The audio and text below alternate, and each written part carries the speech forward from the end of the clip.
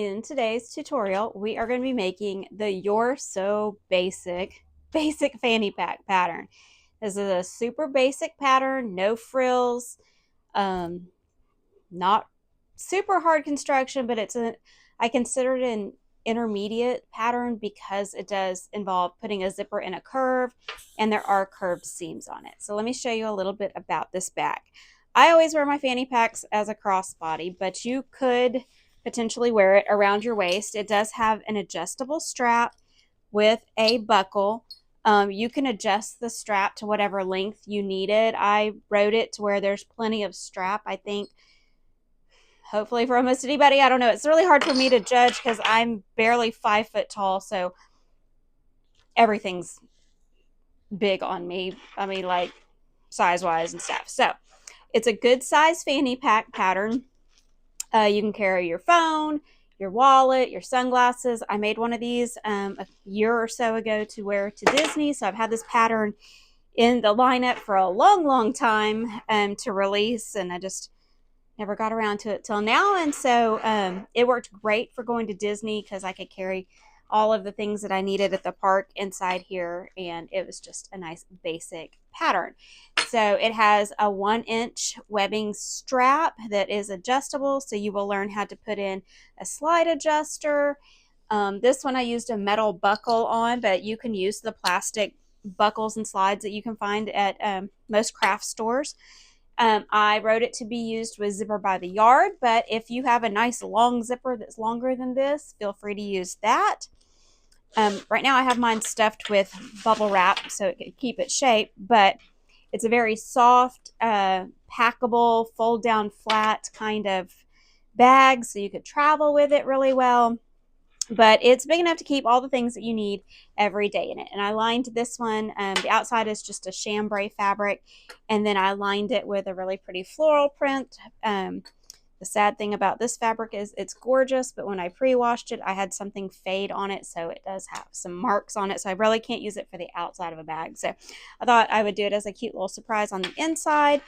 It is a bound bag, so you have one curved seam to bind, so you do need bias tape for that so that it will hug the curve when you go around it. I did that in like a contrasting color. There's no frills to it, but if you were adventurous, you could add like a slip pocket in here, or card slots for a wallet, or an elastic band to hold sunglasses or chapstick or whatever. But this gives you a nice basic shape to work with. That's why I called it the You're So Basic fanny pack. So if you guys are ready to learn how to make this cute little fanny pack crossbody bum bag, stick around. Let's get started. All right, the supplies you're going to need for your So Basic fanny pack are going to be some fabric to cut all of your pieces out. This is the top piece. Yes, gets a little confusing. This is the top piece. I'm just using a quilter's cotton for the lining, and I'm using a chambray scrap that I had for the outside. You'll want to mark all of the marks that are on the pattern piece on your pieces before you get started. You'll also need some sort of stabilizer for the top to make the top lay flat. I'm using Decaville Heavy, but you could use fusible fleece, a heavyweight interfacing. It just depends on kind of how stiff you want it. Decaville Heavy might be kind of hard to find now that Joann's is gone. I'm not sure that Hobby Lobby carries this, but you can find it on Amazon and other fabric websites. But you'll need to cut out all of your little pieces of stabilizer. You'll need your little strap connector pieces. You'll also need some sort of binding or bias tape for the inside because it is bound on the inside. I just have some bias tape that I made out of fabric scraps. They kind of coordinate. You'll need some zipper by the yard. You can find this on Amazon. That's where I always end up buying it from, unless I'm at like a sewing convention or something and I find some really fun zipper by the yard. But all the basic stuff I just buy from Amazon, honestly. So it's just like miles of zipper, and then it comes with zipper pulls that you add on so you can make it any size that you need. So that's what I suggest using for this pattern. If you don't have that, just get a zipper that is longer than the measurement in the pattern, and that way you have plenty to work with. You'll also need some 1-inch webbing. You can use nylon webbing, or this one is just a natural cotton webbing. I have tons of this left over from my knitting bag company that I used to run, and so this is what we're going to use today because I thought it kind of matched with this fabric. And then you'll also need a buckle. So this is a 1-inch buckle, so it coordinates with the it's taped together. It coordinates with the 1-inch webbing, so it fits that. This one's a metal one. They do have plastic ones at Hobby Lobby and Michael's. And then you'll also need an adjustable slide to make the adjustable strap for it. So with this one, you can wear it as a fanny pack or you can wear it as a crossbody. So you want to be able to adjust that strap to a bunch of different sizes. So let's get all of this put together. So follow me. All right, the first thing you're going to do is you're going to iron on all of your stabilizer to all of your pieces. Make sure for your strap connectors that you have mirrored the stabilizer pieces so that you have ones for opposite sides of your bag. So just make sure you've mirrored 2 sets. And then we're going to add the hardware onto our strap and then make our strap connectors. So in order to make an adjustable strap, you need one of these little slider thingies, because what you're going to do is you're going to insert your, I'll see if I can show you this, make sure it's in camera. You're going to insert your webbing up from the bottom over that bar and back down through. And I like to do this before I attach my straps to a bag, then that way I can just work with 2 free ends of the strap piece. There is a way to do it if it's already connected at one end to your bag, but it makes it just a little more difficult to loop it through. It's a little easier to understand this way. So you're going to go up and over the bar and back down through your buckle. And on the back side, because this is cotton webbing, I can't melt the edge, so I'm going to have to fold this edge under. But if you had a nylon webbing, you could just melt the edge and have a melted edge right here and not have to fold it under. So I'm folding that under, and then I'm going to sew straight across this right here, and I'm going to back stitch just to give it a little bit of strength.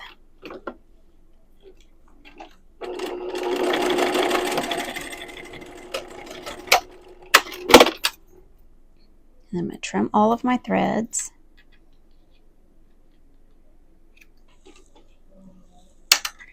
And so your buckle will look like this.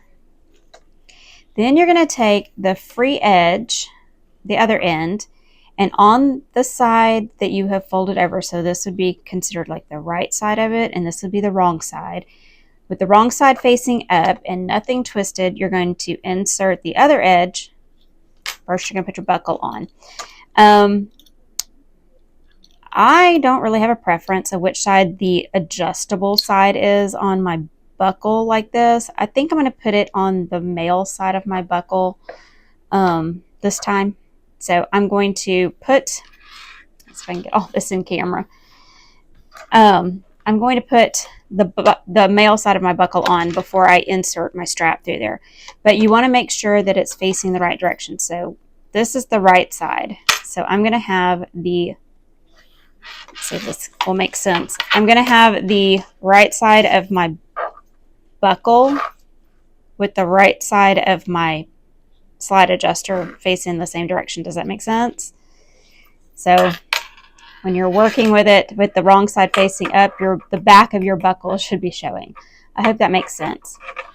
So you're going to loop one side of your buckle on, and then you're going to put that free end back with the wrong side facing up, and then back down.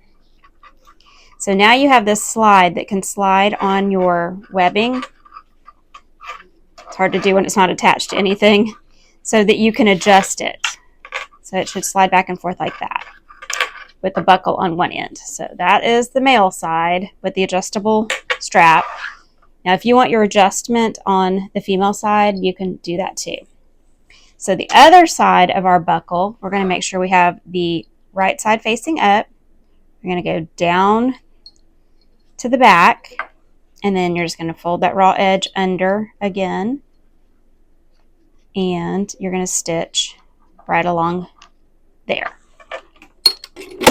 Now you can stitch this with a square or a rectangle or an X or however you want to stitch it. I just go back and forth on there a couple of times to give it some strength, and then I trim all my threads off. So then you have your buckle on the other end, and then you have a free end right here. So when you buckle it together like that, you should have the front side of your slide and your buckle and the male part of your buckle, all the pieces should be facing the right direction. I hope that makes sense. It's kind of hard to explain in like written out instructions. That's why I always watch the video in my patterns when I have an adjustable slide like that, because I think it's easier for people to see how to put it together in a video. Okay, now we're going to make our strap connectors. So you can do this all together, or you can separate these two buckle pieces to do this. But you're going to need your connector pieces, and you want the right sides together, so you got to figure out which ones mirror each other with the right sides together. And you are going to insert I like having my piece that's got the stabilizer as my front piece. So that's the right side. So you're going to have the right side of your strap going across your connector. This is the one with the stabilizer. And coming out this short end right here. And I like to leave it overlapping about ½ an inch or so out of there. Just center it on the short end. And then you're going to take your lining piece and put it over it like that. So it should look like that. And then you can clip around the edges or pin. I like using these little clips. And then you're going to sew it around the 3 edges, leaving the wider end open. So it's going to go around these 3 edges. And you're going to stitch that at a 1/4 inch seam allowance. And if you want to stitch from your stabilizer side, once you center up your stabilizer, you should have about a 1/4 inch seam allowance along there. So you're just going to stitch right along the edge of that stabilizer. That will make it easier if you keep this out of the seam allowance for turning it right side out.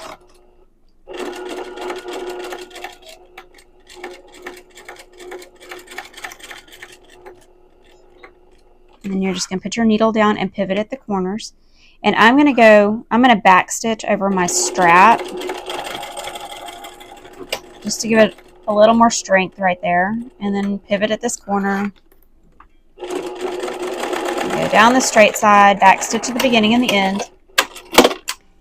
And then you're going to clip your corners. So you're going to clip close to the stitching, but not through it.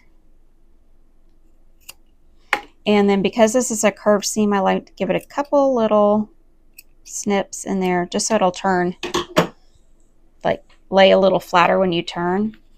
And then you're going to turn this whole thing right side out. Now, with this Decoville Heavy, it does make it stiff, so it may be a little hard to get going and get hard to turn. Make sure you press it with a lot of steam. That way it stays attached whenever you go to turn stuff right side out. And then I'm going to take my little point turner. I sell these on my website. My husband 3D prints them, and I'm going to poke out my corners really, really sharp. And then you can take this over to your iron and you can give it a really good press. And then we're going to top stitch at an 1/8 of an inch all the way around. And then you're going to do the exact same thing for the other end of your strap. So your opposite connector with the interfacing on it, make sure that you've got the right side of your strap touching that. Overhang it, add your lining, clip, sew around a 1/4 of an inch the 3 sides, turn it, and go press it, and then we'll top stitch. Okay, I've pressed these really flat, and now I'm going to top stitch at an 1/8 of an inch all the way around. As usual, I'm using my 1/8 inch presser foot, so that makes it super easy to line up top stitching that way. Plus, you can use it as a zipper foot. Now, because I left the overhang of my strap, when I turned it, I didn't trim that off. So there's a strap right in here. So when you sew over it top stitching, that really adds some strength to your strap.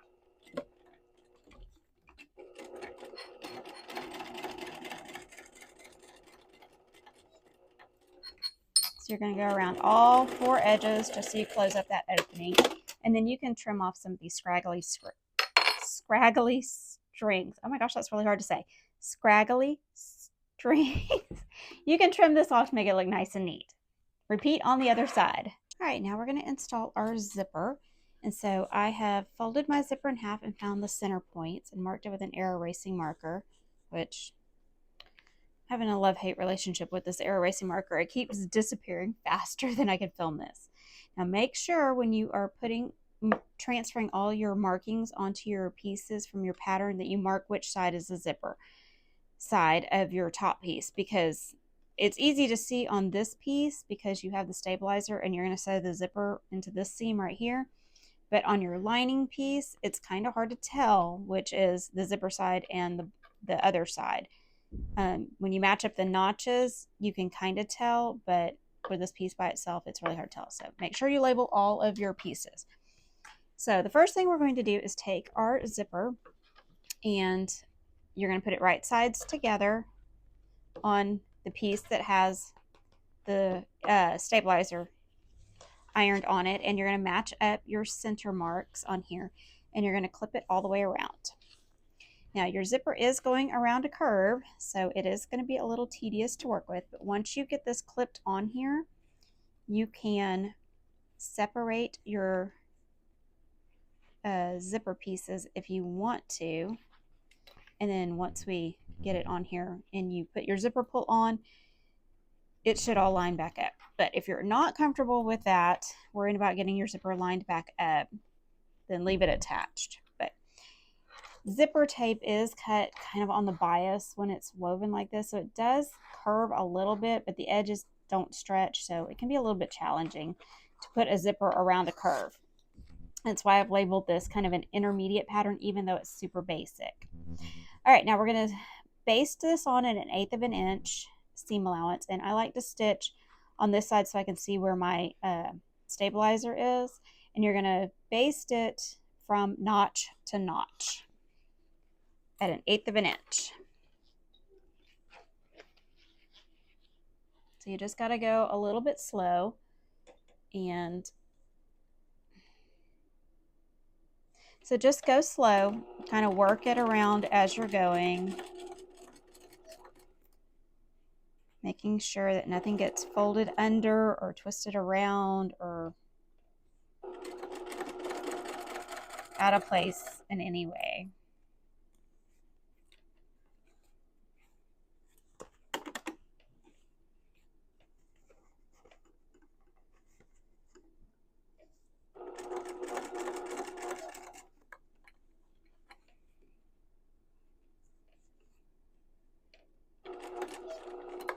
And when you're going around this really curved part right here, that's kind of where it starts getting a little bit difficult to work with.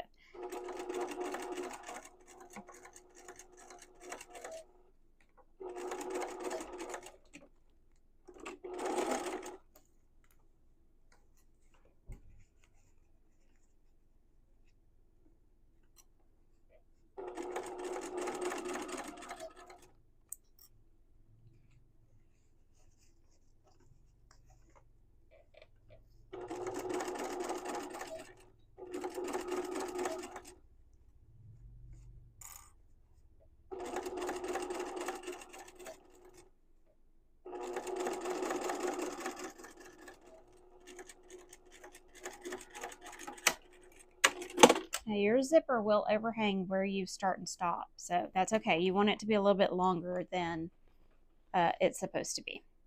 Now this is the part where you can separate your zipper if you want to.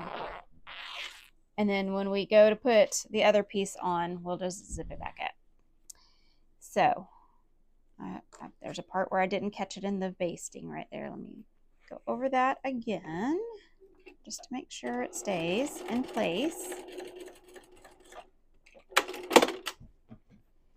Okay, and now we're going to take our lining piece, and we've labeled it which side is the zipper side, and we're going to match it up right sides together, lining up those center marks, and we're going to clip it all together. It helps to use a lot of clips when you're going around curves, or you can use pins to kind of keep this all in place, because now you're kind of working against the curve, the zipper going around the curve, and you're working against this hard stabilizer back here. You want to make sure that your notches match up. So I need to work that back in. You're going to clip this all the way around, and then we're going to stitch our zipper in. So let me get this all clipped. Okay, once you have your million clips on, because it takes quite a few to get it to work its way in there, you're going to sew your zipper on close to the zipper teeth. And I like to kind of use this edge of my stabilizer as a guide, because you don't want to stitch on the stabilizer. So you're going to kind of feel around for it, stitching close to the zipper teeth from notch to notch. Be sure you back stitch at the beginning and the end.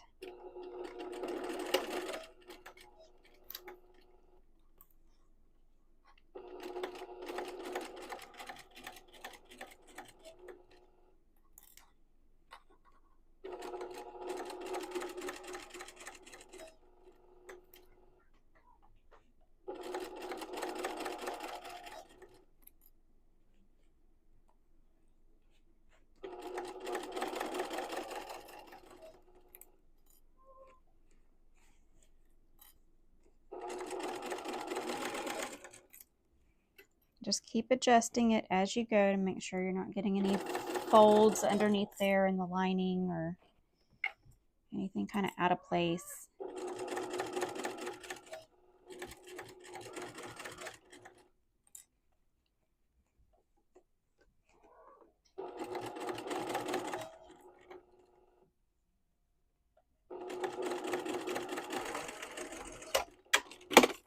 Okay, once you have that sewn, you can't really clip notches into your zipper tape because it will fray. But if you're having trouble with it turning and curving correctly, you can clip in just into the fabric part of it. But now you're going to turn this right side out, make sure you got everything connected and everything looks good going around the curve. It should kind of fold along the edge of that stabilizer if you stitched close to that stabilizer. And then I'm going to take it over to the iron and give it a good press. I've got a few kind of wonky spots here. I'm going to see if I can steam that out to make sure it's laying nice and flat. And then we're going to top stitch from notch to notch around this curve. Okay, I've top stitched around this top edge at 1/8 of an inch seam allowance. And I'm just kind of moving my zipper out of the way, and I'm going to baste the rest of the circle together at 1/8 of an inch because we're going to treat it all as one piece now.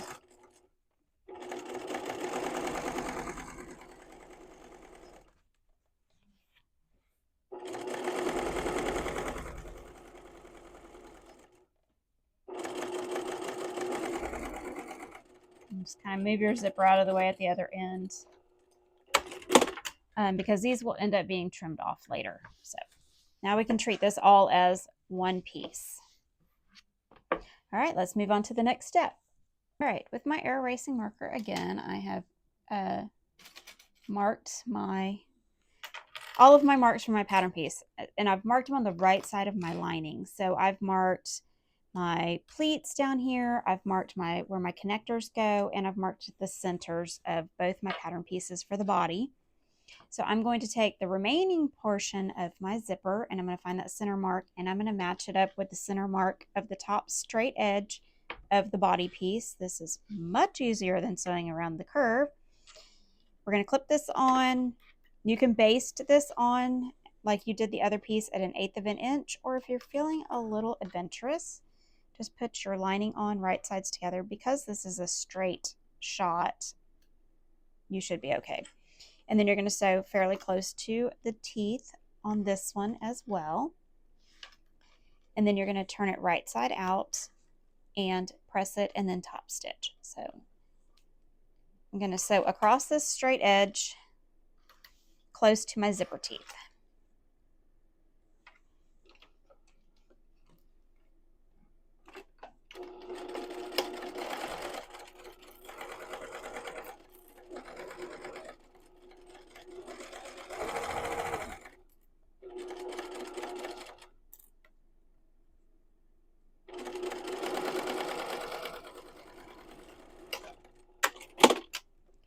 we're going to turn it right sides out. I'm going to go give it a good press, and then I'm going to top stitch 1/8 of an inch away from this top edge and around the circle just to hold these two pieces together. Okay, now we're going to take our body piece, and we have marked where our connectors go. And so now we're going to take our 2 strap connectors, and I've labeled it male and female side just so you kind of have a reference of which way to put it. If you make one and you're like, I really don't like the straps going this direction, you can switch it, but then you need to make sure that you mirror these guys. This fabric doesn't really matter because like I did it the same on both sides, but you want to make sure that you have the right side of your connector going the right direction, because you don't want this on the outside. So this is the right side of your connector. So you want to make sure that you have the right side of your connector facing the right side of your body, top and back piece. And you're going to put this within those 2 little marks where the connectors go. And the top edge is this straight edge right here. So the curved edge is the bottom. So right sides together in between those 2 marks and clip it. And here's where I lost all the audio for the rest of the tutorial. I am so sorry. I also clipped these on going backwards. You want the wrong side of your connector touching the right side of the body of your bag before you baste them on. I was getting interrupted a lot by my family, and then I lost my mic, and the whole thing went downhill from there. Okay, we're going to carry on. So on your body piece, where the stabilizer is going to be the top of your fanny pack. So it'll sit nice and flat when you're wearing it. That's what I'm describing here. In order to connect our zipper, we're going to match up the edge of our back piece with the notch on the body piece. And then we're going to line our zipper up evenly, and we're going to clip off the excess and melt it with a lighter so that it does not fray. That's why you use a nylon zipper. You can melt the edges and so they don't fray, and you can stitch over the teeth on a nylon zipper. This is called a zipper jig, and I sell them in my shop. Shameless plug. My husband 3D prints them for me, and they work as like a third hand to put your zipper pull on zipper tape.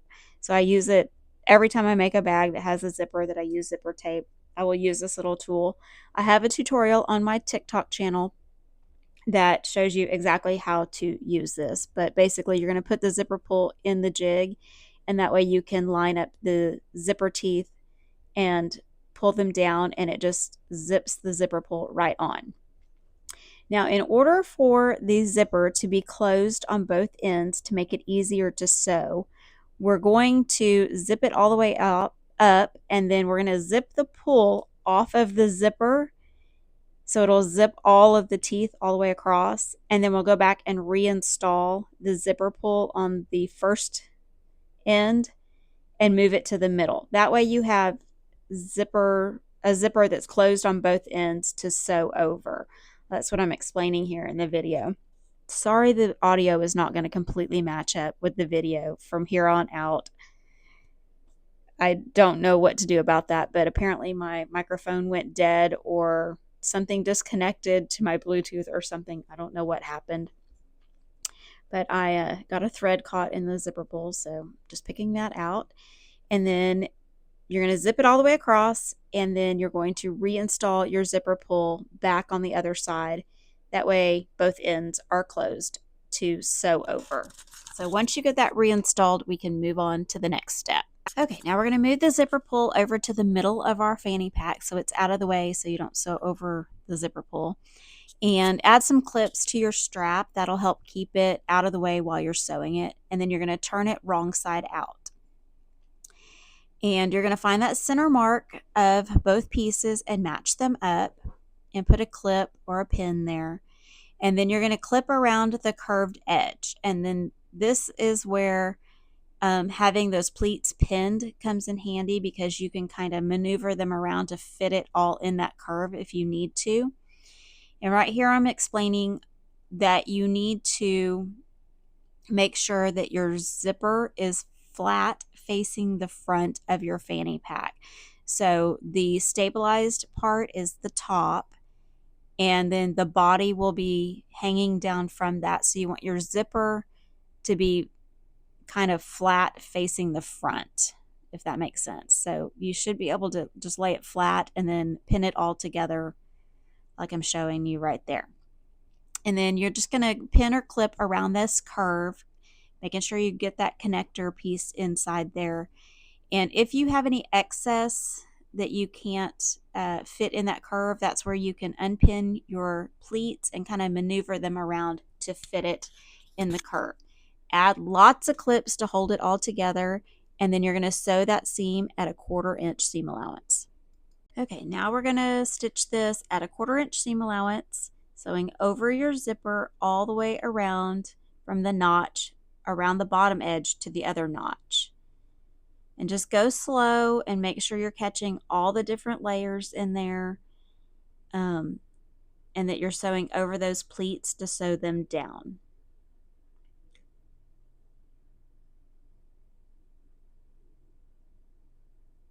So you'll just stitch over those pleats. Yes, I sew over pins. I've been doing it forever. Never had a problem. So don't let the pin police come after me. And then once you get back around to the other notch, you're going to back stitch well, and then we'll be ready to bind it. Okay, this is the binding that I made out of a square of quilting cotton. It's just regular quilting cotton, and I used my Magic Continuous Bias Tape tutorial. It's free on my website to make this little roll of bias tape. So you can bind it any way you want. You can sew it right sides together and then wrap the other side around and finish stitching it. You could just fold it in half over your seam if you want to and stitch it down. However you want to bind it. You could even use pre-made purchased bias tape if you want. I just thought this was cute because it kind of was a little bit contrasting in the colors. So I'm going to go ahead and bind this, and then you're going to turn it right side out. Okay, here I'm showing I sewed my binding right sides together along my bag, and then I'm going to flip the other edge around it, and this is why you want to use bias tape, because it's cut on the bias, so it will kind of stretch a little bit and it'll hug the curve whenever you put bias tape around a curve. So you just add a whole bunch of clips, and then when you sew it, you want to sew at a scant 1/4 inch seam allowance so that it doesn't extend past your seam that you sewed the whole thing together with. You also want to just fold the ends under so that you have a finished end on your binding. It doesn't have to be perfect. It's the inside of your bag. Nobody's ever going to see the binding on the inside of your bag unless you show it to them. So if there's a little imperfection or a little pucker in there or a wrinkle, only you're going to know it's there. So it's okay. Don't stress too much over your binding. You will get better with time when you're binding. I've done dozens and dozens of bags using binding, so I've had lots of practice, but this is a great one to start out with because it's just the one seam that you have to bind. So once you have it all clipped, you're going to sew at a scant 1/4 inch seam allowance so that you stitch the binding down, but you're not stitching past where you sewed the whole thing together, like I said earlier. And then once you're done with that, you're going to turn it right side out. Okay, we're done with our binding, and so unzip your zipper and turn it right side out. Be sure that you kind of push everything out nice and fully. Make sure you poke into those corners and get those corners poked out nice and straight. Clean up any excess thread or lint you have along the way. So your top should be nice and flat with the stabilizer, and it should zip up easily. You can unclip your strap, and then you're done. It turned out super cute. Make sure you trim off all the excess threads. That makes it look way more professional and not so homemade. It looks more handmade that way. And there's the inside with the binding and the lining. So now you're done. So get ready to go try it on. All right, we are done. What do you think? It turned out fantastic. We've got the adjustable strap. You could add another slider on this side to make both sides adjustable if you wanted to. I usually wear mine like a crossbody, so I don't ever really wear it as like a fanny pack, so I don't adjust mine down to fit my waist. I'm gonna stuff this with some bubble wrap so you can see the shape, but no frills on the inside. Good old basic fanny pack pattern. But when you have all your stuff in it, it does have a nice, cute little shape to it. It's got some little pleats at the bottom there. Um, if you wanted it a little more structured and not so loosey-goosey on it, you could interface the whole thing with some medium to heavyweight interfacing to give it some body. You could even make this out of vinyl, which I have done before. Great, makes a great vinyl bag because it is bound. You can use it with vinyl so you don't have to like flip it inside out or anything like that. So I hope you guys enjoyed this tutorial, and I can't wait to see what you made. Be sure to tag me on all the social media. My handle is By the Bay Bag Co. on everything. I do a lot of tutorials on TikTok, so be sure to follow me on there. Instagram, I announce all my pattern releases. And if you are new to sewing and this is a little bit too much for you and you want to start back at the very beginning, be sure to check out Quick Stitch Academy, quickstitchacademy.com. It's my online sewing course where I sit down with you in video tutorials to walk you through the whole process of sewing. So anyway, I hope you guys enjoyed it. I can't wait to see what you made.